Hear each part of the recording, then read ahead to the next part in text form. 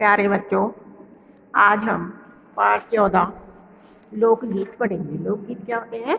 जो लोगों के बनाए हुए होते हैं अपनी भाषा में, जो लोकगीत गाते हैं उसको लोकगीत कहते हैं। ये क्या होते हैं? अपनी ताजगी और लोकप्रियता में शास्त्रीय संगीत से थोड़ा से अलग होते हैं। लोकगीत सीधे जनता के संगीत है, घर गांव और नगर की जनता के गीत हैं। इनके लिए साधना की जरूरत नहीं होती। त्योहारों और विशेष अवसरों पर ये गाए जाते हैं। सदा से ये गाए जाते रहे हैं और इनके रचने वाले भी अधिकतर गांव के ही लोग हैं। स्त्रियों ने भी इनकी रचना में विशेष भाग लिया है। ये गीत बाजों की मदद के बिना ही या साधारण ढोलक, झांझ, करताल, बांसुरी आदि की मदद से गाए जाते हैं। मतलब कि जो लोकगीत होते हैं वो जनता के ही लिखे हुए, लोगों के लिखे हुए गीत होते हैं और अपनी जहाँ की बोली होती है उसी भाषा में ये गीत लिखे जाते हैं और गाए जाते हैं। इसके लिए किसी तरह के विशेष साज की जरूरत नहीं होती। ये गीत तालियां बजाकर, ढोलक बजाकर, झांझ, करताल बजाकर आसानी से गाए जा सकते हैं और उसके लिए कोई खास रियाज की जरूरत नहीं होती। एक समय था जब शास्त्रीय संगीत के सामने इनको हे समझा जाता था। अभी हाल ही तक इनकी बड़ी उपेक्षा की जाती थी, पर इधर साधारण जनता की ओर जो लोगों की नज़र फिरी है तो साहित्य और कला के क्षेत्र में भी परिवर्तन हुआ है। अनेक लोगों ने विविध बोलियों के लोक साहित्य और लोकगीतों का संग्रह पर कमर बांधी है और इस प्रकार के अनेक संग्रह अब तक प्रकाशित भी हो गए हैं। मतलब कि पहले क्या था कि शास्त्रीय संगीत के सामने इस लोकगीत को बेकार सा समझा जाता था, लेकिन अभी कुछ समय में क्या हुआ है कि कुछ समय तक इसकी बहुत उपेक्षा की जाती थी। इनको कोई सुनना पसंद नहीं करता था, अच्छा नहीं समझते थे। परंतु फिर क्या हुआ कि धीरे धीरे जो साधारण जनता है इन लोगों की तरफ भी लोगों की नज़र फिरी और फिर साहित्य कला के क्षेत्र में बहुत परिवर्तन आया और फिर लोगों ने इन लोकगीतों को का संग्रह करने के लिए अपनी कमर बांधी। मतलब उन्होंने लोकगीत संग्रह करने के लिए प्रयास किए और फिर बहुत सारे इनके संग्रह प्रकाशित भी हो चुके हैं। मतलब इनको लिख करके, छाप करके फिर क्या किया जाता है? प्रकाशित किया जाता है। लोकगीत के कई प्रकार हैं। इनका एक प्रकार तो बड़ा ही ओजस्वी और सजीव है और यह कौन सा है? इस देश के आदिवासियों का संगीत है। जो हमारे देश के आदिवासी लोग हैं, जो जंगलों में रहते हैं, उनका जो संगीत है वो बड़ा ही ओजस्वी है और सजीव है। मतलब उसमें ऐसा लगता है कि वह गीत जो है वो जान डाल देते हैं। मध्य प्रदेश, दक्कन, छोटा नागपुर, गोंड, खांड, ओराव, मुंडा, भील, संथाल आदि जो है यहाँ पर ये लोकगीत फैले हुए हैं, जिनमें आज भी जीवन नियमों की जकड़ में बंद और द्वंद्व लहराता है। इनकी गीत और नाच अधिकतर साथ साथ और बड़े बड़े दलों में गाए जाते हैं। 20-20, 30-30 आदमी और औरतों के दल एक साथ या एक दूसरे के जवाब में गाते हैं। दिशाएं मौजूद होती हैं। तो जो इनका जीवन है उनको कोई भी नियमों में बांध नहीं सका। ये अपनी मस्ती में अपनी जिंदगी जीते हैं और जो ये गीत गाते हैं तो इनमें अधिकतर क्या होता है? गीत के साथ में ये नाचते भी हैं और गीत और नाच अधिकतर या तो साथ साथ में गाए जाते हैं या दो दल बना करके गाए जाते हैं।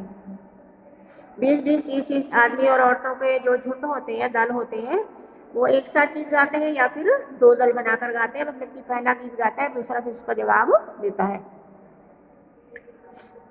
और भी की आवाज़ से जो चारों दिशाएं वो गूंज उठती है। पहाड़ियों के अपने अपने गीत हैं, उनके अपने अपने भिन्न रूप होते हुए भी अशास्त्रीय होने के कारण उनमें अपनी एक समान भूमि है। गढ़वाल, किन्नौर, कांगड़ा आदि के अपने अपने गीत और उन्हें गाने की अपनी अपनी विधियाँ हैं। उनका अलग नाम ही पहाड़ी पड़ गया है। मतलब कि जो पहाड़ के लोग गीत गाते हैं, जैसे गढ़वाल क्षेत्र हो गया, किन्नौर हो गया, कांगड़ा हो गया, तो यहाँ पर जो गीत हैं उनके गाने की उनकी अपनी अपनी विधियाँ हैं और इसीलिए उनका नाम क्या पड़ गया है? पहाड़ी गीत पड़ गया है। जो पहाड़ के लोग गीत गाते हैं उनको पहाड़ी गीत कहते हैं। वास्तविक लोकगीत देश के गांव और देहातों में है। इनका संबंध देहात की जनता से है। बड़ी जान होती है इनमें। चेता, कजरी, बारहमासा, सावन आदि मिर्जापुर, बनारस और उत्तर प्रदेश के पूर्वी और बिहार के पश्चिमी जिलों में गाए जाते हैं। बाउल और बतियाली बंगाल के लोकगीत हैं। पंजाब में मैया गाया जाता है, हीर रांझा, सोनी महिवाल, इस तरह के जो गीत हैं वो पंजाब में गाए जाते हैं। और ढोला मारू आदि जो गीत हैं वो राजस्थान में बड़े चाव से गाए जाते हैं।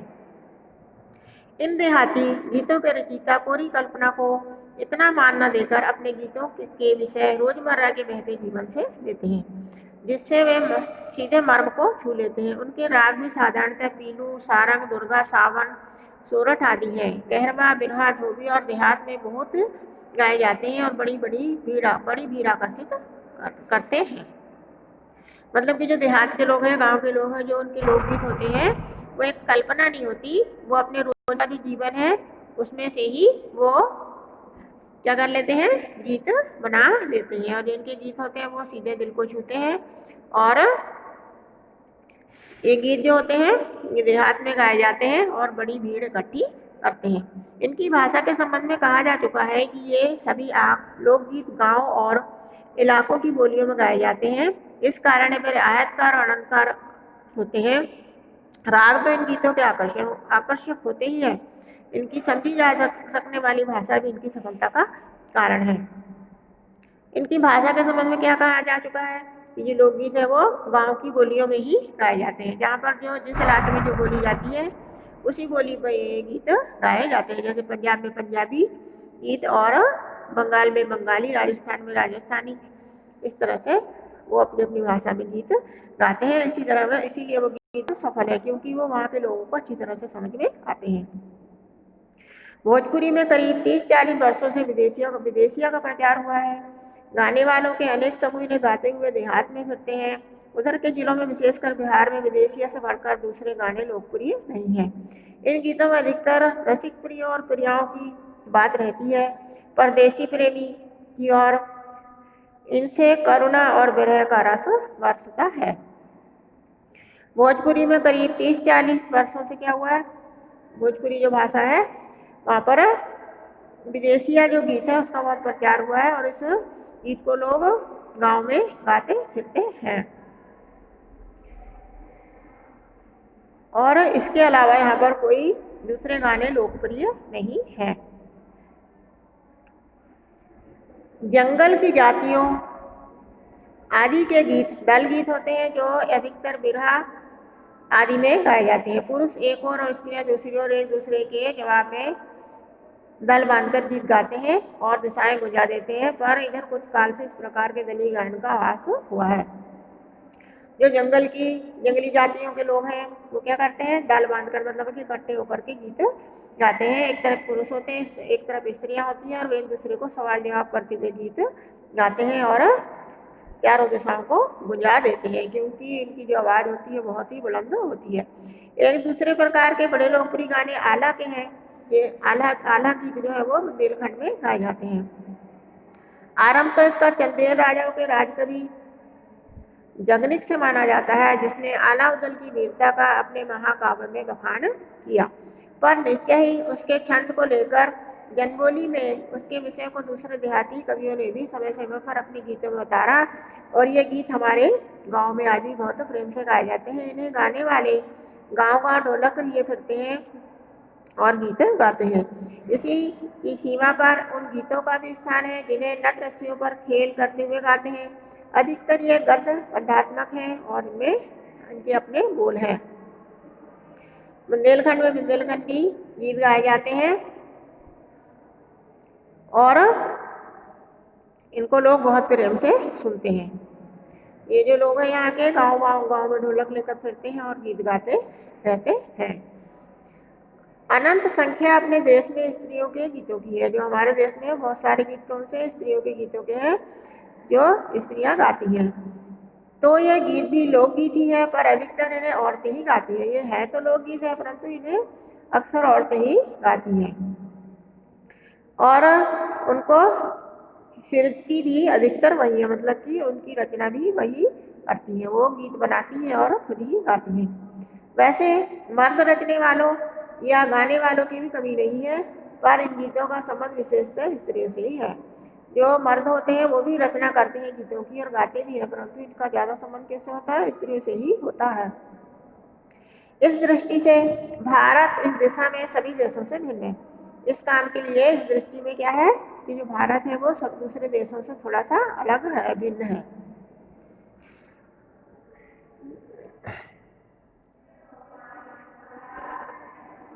मतलब कि जो दूसरे देश है और हमारा देश जो है वो उनका क्या है, मिला जुला सा ही एक तरह का उनके गीत होते हैं। त्योहारों पर नदियों में नहाने समय के गीत, नहाने जाते हुए रास्ते के गीत, विवाह के, मटकोड़ देवनार के, संबंधियों के, प्रेम गाली के, जन्म और सभी अवसरों के अलग अलग गीत हैं जो स्त्रियां गाती हैं। इन अवसरों पर कुछ आज से ही नहीं, बड़े प्राचीन काल से ही वे गाती रही है। महाकवि कालिदास आदि ने भी अपने ग्रंथों में उनके गीतों का हवाला दिया है। सोहर, मानी, सेरा आदि अनंत गानों में से कुछ हैं। वैसे तो